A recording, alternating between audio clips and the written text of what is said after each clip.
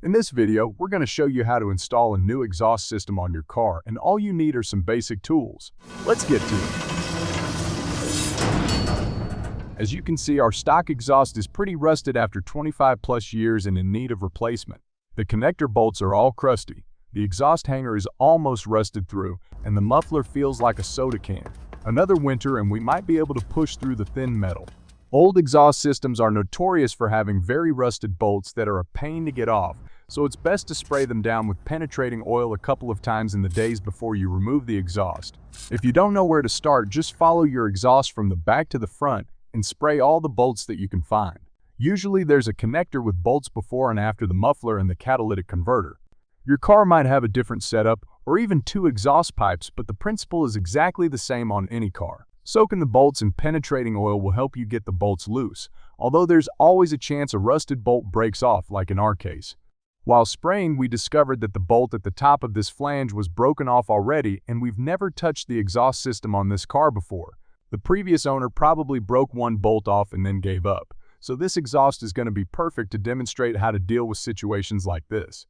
Then the first thing you need to do is lift your car so you can access your exhaust system. We've got a separate video on how to safely lift your car and put it on jack stands, which we'll link to in the description below, so make sure to check it out. On our Jeep, we also have to support the transmission with an additional jack stand before we can remove the skid plate to get access to the exhaust system. Because our exhaust system is only suspended on the exhaust itself and on the catalytic converter, we're first going to remove the catalytic converter, then the muffler, and finally the exhaust pipe. This way we can remove the bolts while it's all still solid and connected, which makes it easier to put force on our wrench. Most modern cars since the late 90s have an O2 sensor after the catalytic converter. Carefully remove it with a wrench and hang it somewhere to the side so it won't get damaged. With that out of the way, it's time to remove the catalytic converter itself. Before removing the bolts, you want to remove as much dirt and debris from the threads of the bolts as possible. If you don't, the gunk and rust buildup will clog the threads and make it a lot harder to take the nuts off. Then spray it down one last time with penetrating oil. Now in our case, we're replacing everything behind this connector. So we need to keep this part and make sure we can use this half of the connector again. The easiest way to remove rusted bolts is to use an impact gun, but as you can see, we can't reach the bolts like this. So, to make things easier, we're going to saw the catalytic converter off as close to the connector as possible. This way we'll be able to use our impact gun to remove the rusted bolts. We're going to destroy our old catalytic converter in the process, but that doesn't matter as we're going to replace it anyway.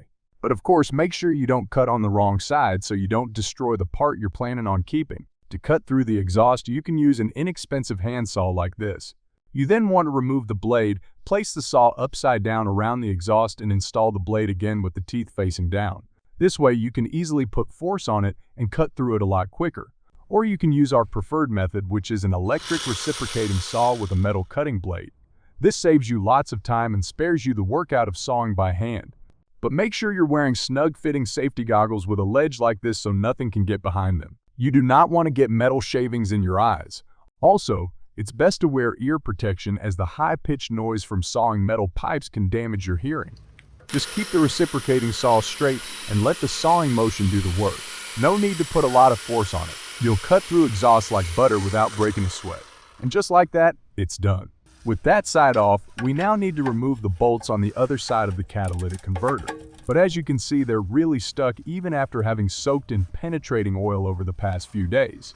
What you then want to try is using heat. Take a torch and heat the nut until it's smoking hot. Then grab either water or penetrating oil and spray the bolt. This will cool the metal really quickly, which cracks the rust inside the threads, improving your chances of getting it loose without snapping a bolt. We're going to repeat this process a couple of times for both bolts and hope it will be enough to break the rust loose.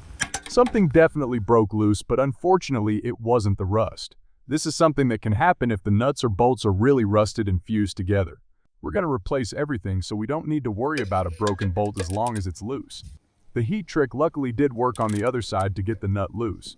With the nut removed, we can wiggle the catalytic converter off the bolt. Then simply pivot down and slide the support out of the hole. And while our exhaust system literally is a straight pipe, we're obligated to start it so we can hear what that little four-cylinder truly sounds like. This was before with the muffler. Doesn't really sound that nice. and this is with the straight pipe. What a difference! Sounds like it has a much bigger displacement than it actually has. Looking forward to hearing the new exhaust already. Hopefully it captures that throaty rumble better than the stock exhaust.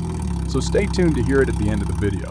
We're now going to try to remove the connector like we did the other bolts. Heat, cool down, repeat. Now we can try to get the bolt loose with our impact gun. You normally want to use it on the nut, which comes off easier, but we can't reach that side unfortunately. To make matters worse, we can't get it loose with an impact gun either. It just strips the head of the bolt because it's that stuck. Because these bolts are so rusted, the correct size socket doesn't fit anymore. You can try to clean them up with a metal brush, but that probably won't be enough. What you then want to do is either use one of those bolt extractor sets that can grip rounded bolts, or simply use a metal file to trim the nut slightly so your socket fits over it. Our last option is to use a breaker bar and break the nut loose or break the nut off so we can remove the connector. The nut starts to rotate, but eventually it lets out a big crunch and breaks off. And as you can see, once again the nut was completely fused with the bolt. No way that would have ever come off the bolt. Luckily, the next one did come off eventually after a long fight. There was no need to remove the third bolt because the previous owner who had attempted this job had given up after that one snapped. You can see the fresh metal from our snapped bolt and the rusted metal on the old snapped bolt from many years ago. The black deposit on the seal is soot from the exhaust fumes that escaped from the connector as it didn't seal properly anymore without that third bolt. Now we need to remove the exhaust and the muffler, but as you can see, they are in one piece, with the exhaust bending up and over the axle. This makes it impossible to remove in one piece. So once again, we're going to cut the exhaust with a reciprocating saw. And just like that, the muffler is removed, and we only need to get the exhaust pipe out of there. It's suspended from 2 points, one up here and the other next to the rear wheel. We just have to remove those 2 bolts with a wrench and the exhaust is loose, but because there is so little space to get the exhaust out and the exhaust hanger is sticking out sideways, we're going to remove it first to have some more wiggle room. The easiest way to remove the rubber from the hangers is to spray some penetrating oil between there to lubricate it and then twist and turn it off. And now we can wiggle the exhaust over the rear axle to get it out. It's that simple. Now it's time to install our brand new shiny exhaust system. Just look at that difference. It's going to look great. The only thing we noticed is this part right here, which is significantly longer than the corresponding pipe on the original exhaust. So although it's supposedly a perfect fit, we might have to adjust it. Although the rubber on the exhaust hangers is still in good condition, we're going to replace it anyway. Install the exhaust hanger again and make sure it's faced in the correct direction. Wiggle the exhaust back up and over the axle in a twisting motion and attach it to the hangers. Depending on how much room you have, you might want to install an exhaust hanger afterwards like we did with this one. You can always spray some penetrating oil in the rubber so the exhaust hanger slides in easier. Then hook the exhaust through and that part's done. To install our new muffler, we need to connect both ends to the rest of the exhaust system. This side goes to the exhaust pipe and this side to the catalytic converter. Look for an arrow on your muffler to see which direction the air needs to flow through. If yours doesn't have an arrow, install it the same way the old one came out. Ours doesn't have an arrow, but only fits one way. However, the catalytic converter has a flange and does not directly fit. To make it fit, we need to add a connector piece to it, which slides inside the pipe. But as you can see, although it's the correct size, it doesn't quite fit. This happens quite often, and the best and easiest way to fix this issue is to use an exhaust pipe expander. Before using it, check if the threaded rod that runs through it and the sliding sides came lubricated from the factory. If they didn't, put a small amount of lubricant on there so they don't wear out as fast. This simple but genius tool works by sliding it in the exhaust pipe and using a wrench to turn it clockwise, which pushes the metal bars outward with lots of force, slowly expanding the diameter of the tube it's in. Initially, you might need to hold it to stop the entire thing from spinning, but once the tool starts expanding, the friction against the metal will prevent it from turning. You'll need a bit of force to expand the pipe, but don't exaggerate. You don't want the exhaust pipe to be too loose around the other end. It's best to do it in several small expansions instead of stretching it too far at once. To remove it, you need to turn your wrench counterclockwise. Keep turning it until you can take the exhaust pipe expander out. Now we can try if the connector piece fits. It only needed a tiny adjustment, so we might get lucky. If it doesn't fit, just repeat the process until it does, expanding the exhaust bit by bit. But as you can see, we expanded it just enough to get a snug fit. Perfect. And that's how you quickly and easily fit an exhaust pipe that's slightly too small. Now we can just slide the muffler on. Before installing the catalytic converter, clean the old contact area with a scuff pad so the gasket will seal properly.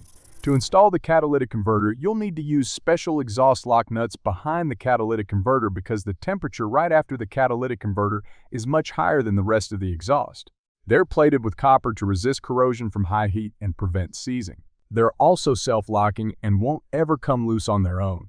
On the intake, it's enough to use a bolt with a spring washer to prevent the nut from loosening. No need to use special exhaust lock nuts. But remember, the spring washer always needs to be at the side of the nut. Now we need to slide the support through the hole and pivot the catalytic converter up in between the muffler and exhaust pipe. But as you can see, it doesn't fit. The muffler is too far to the front of the car because of that section of exhaust pipe that we mentioned before. So we're going to measure the original exhaust from the end of the bend towards the muffler. We're then going to use that measurement and mark it on the section that's too long and cut off all the excess exhaust pipe with our reciprocating saw. Then use a metal file to make sure the edges are smooth and those sharp burrs are gone. Now we can slide the muffler over and hopefully we'll be able to fit the catalytic converter. Line up the hanger and the bolts at the same time and then slide it in position. Make sure the gasket is correctly in place. There's normally only one way it can fit, so if you've turned it around, you'll notice. Then line everything up and install the bolts. Verify if the spring washer is at the correct side, between the connector and the nut. If everything looks good, tighten the bolts with a wrench. With this connector done, it's time to do the other one. If you have a large opening around your bolts like we do, you want to use a large washer to cover that hole. Then put the exhaust lock nuts on by hand. What you now want to do is tighten the bolts until the connectors almost start making contact, and then continue by doing a couple of turns on each side so the conical exhaust flange tightens evenly. If you fully tighten one side and then the other, it won't ever seal properly. For our car, we didn't need a gasket, but these type of connectors often also have a gasket to make sure it seals perfectly. Now all that's left is to install the exhaust clamps. When installing an exhaust clamp, you don't want to point the threads down because something might catch on those bolts and rip your exhaust out. So point it to the side like we do, which is still easy to access. Tighten each bolt a couple of turns at a time so it clamps down evenly. Repeat the process for the other side and you're done. But don't forget, if your car has an O2 sensor behind the catalytic converter, you'll need to install that one again. And finally, we can test our new exhaust. This was the old exhaust. And this is the new one. What a difference! It sounds amazing. That's so much better than before.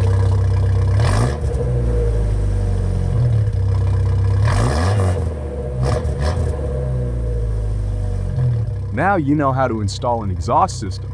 Thanks for watching. More videos are on the way, so be sure to like, comment, and share this video.